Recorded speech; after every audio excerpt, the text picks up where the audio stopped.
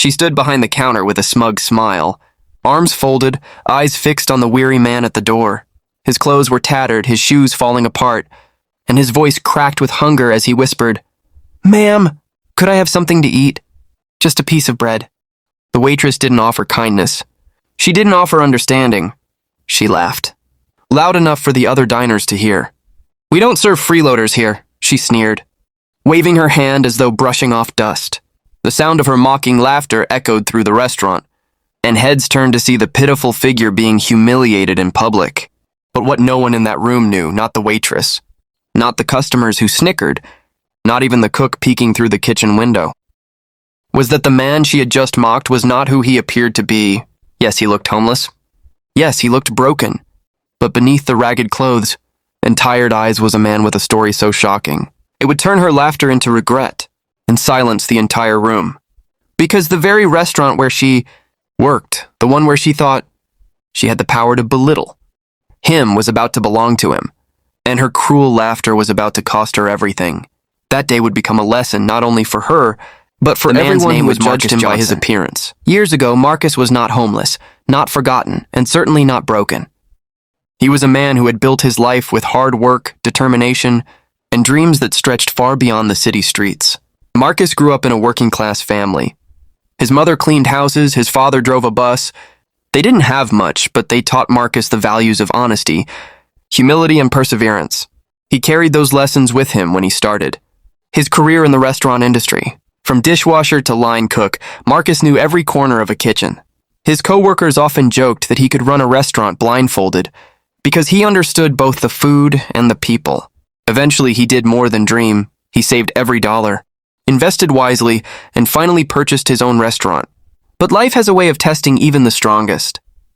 A tragic accident changed everything. His wife passed away unexpectedly, leaving Marcus devastated and unable to focus. Bills piled up. The restaurant he once loved became a burden he could no longer carry.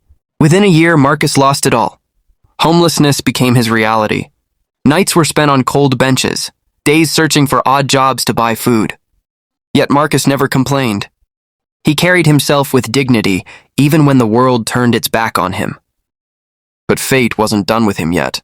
Years later, through a combination of perseverance, a small inheritance from his late uncle, and sheer willpower, Marcus slowly rebuilt himself. He started buying into small businesses. One by one, he invested, grew them, and sold them, until finally he was ready to return to the industry he loved most, restaurants. Ironically, one of the restaurants available for purchase was the very place where he had once been mocked, the same one where he had asked for a piece of bread. He quietly signed the papers, becoming the new owner, and he decided, before revealing himself, to walk in one last time dressed as the man everyone assumed he was, a homeless beggar. Marcus entered the restaurant quietly, blending in with the shadows. The waitress, Karen, immediately spotted him. She wrinkled her nose as if his very presence was an insult. "What do you want here?" she asked, her voice dripping with disdain. "I'm hungry," Marcus said softly. "Could I please have something to eat?" Her laughter pierced the room. "Hungry? This is a restaurant, not a charity. Go find a shelter." Customers chuckled, some shaking their heads, others whispering. Marcus lowered his gaze, letting her words cut into the silence. "Please," he whispered again, "just a little food." Karen leaned across the counter, eyes narrowed. "Listen, we don't need your type scaring away paying customers. Get out before I call security." At that moment, the cook stepped forward. "Karen, maybe we could give him something. A sandwich at least." But she cut him off sharply. "No, if we feed one, they'll all come. He's not our problem." The diners grew restless, some looking uncomfortable, others smirking in agreement with her cruelty. Marcus stood there silent, every second adding weight to the humiliation. But then he smiled. A small, knowing smile that confused everyone. He reached into his worn jacket, pulled out a folded piece of paper, and laid it gently on the counter. Karen frowned, snatching it up. Her eyes widened as she read. It wasn't a request for food. It was the deed to the restaurant. The room fell silent. Karen's smirk evaporated as her eyes scanned the document again and again, hoping she had misread it. But the words were undeniable. Marcus Johnson, sole owner. She stammered, her voice trembling. This can't be real. You're just some... Marcus looked up, his voice steady, his gaze firm. Some what, Karen? Some homeless man? Some beggar who doesn't deserve respect? Gasps rippled through the restaurant. The cook dropped his towel, customers leaned forward, and even the manager, who had been watching nervously, from the office doorway stepped out. Marcus stood tall, peeling away the mask of helplessness. I walked in here today not to beg, but to see how people treat a man they believe has nothing, and you showed me exactly who you are. Karen's face burned red. I didn't mean... Yes, you did, Marcus interrupted. You meant every word, every laugh, every insult. Because you believed I was powerless. But let me tell you something. He paused, scanning the room, his voice echoing with authority. This restaurant is mine. I am your employer now. And every single person in this room is a witness to how you treated a hungry man. Not a customer, not a beggar, but a human being. The silence was suffocating. Karen's hands trembled as the paper slipped from her fingers. Please, she whispered, give me another chance. But Marcus wasn't finished. He turned to the diners. You all saw it. Some of you laughed. Some of you looked away. But kindness should never depend on appearances. You never know who someone really is, or the battles they've fought. The truth struck like lightning. A few diners lowered their heads in shame. The cook wiped his eyes. Karen, however, stood frozen, caught between disbelief and fear. Marcus's voice grew firm. Today is a turning point.